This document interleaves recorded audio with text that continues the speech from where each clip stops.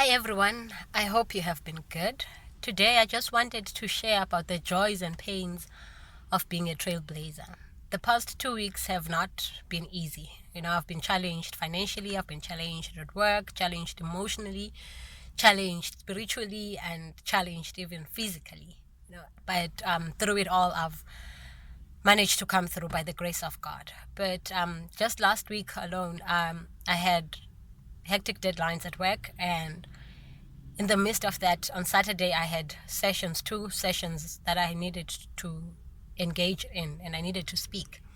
But on the Thursday, then my throat started being sore, and it wasn't getting better, to the point that on Friday I sent messages and to request prayers for people to pray for me, because I knew I needed to do these sessions on Saturday, not only for the people that I was going to, but also for my own growth and benefit.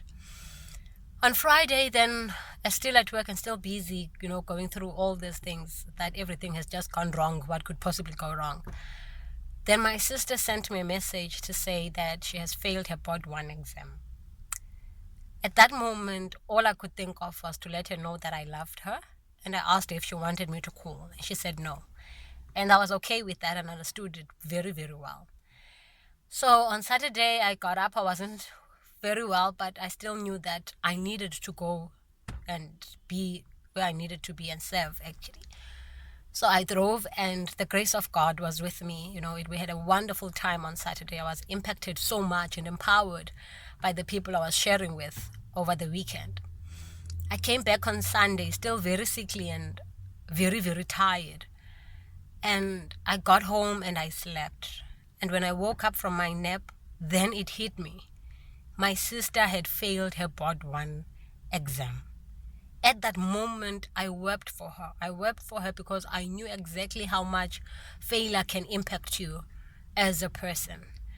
But in the midst of those tears, I had joy, because I also knew that there were lessons she was going to learn that she would be so grateful for. Not today, not next week, not next month, but years later. But the best thing about this whole situation was that when I told Mom that the little one has failed, Mom simply said, "No, she must not give up. This is not an easy journey." And that was it. I was so amazed. Like, I saw my dream come to life. My sister wasn't suspected that she did not study enough. She wasn't suspected of misusing her time or loving boys or partying too much or not being serious. It was understood that she gave her best this year, and for some one odd reason or another, it just wasn't enough. And that was okay. And for me at that moment, to have my mom understand that my sister gave her best, even though it was not enough. She literally sacrificed a lot, and it hurt her. I looked back and I was like, I would redo my journey, because when I was doing it, nobody understood why I would fail if I was so serious about books. If I wasn't busy with boys or partying, then why was I failing? Why wasn't the effort I was putting in my books showing in the results? But to have now my mom understand that so much made me realize that it was worth it. It was worth it for me. It was worth it for my mom. It was worth it for my sister who came after me pursuing this journey, that I get the knocks. I take all of that so that she doesn't have to.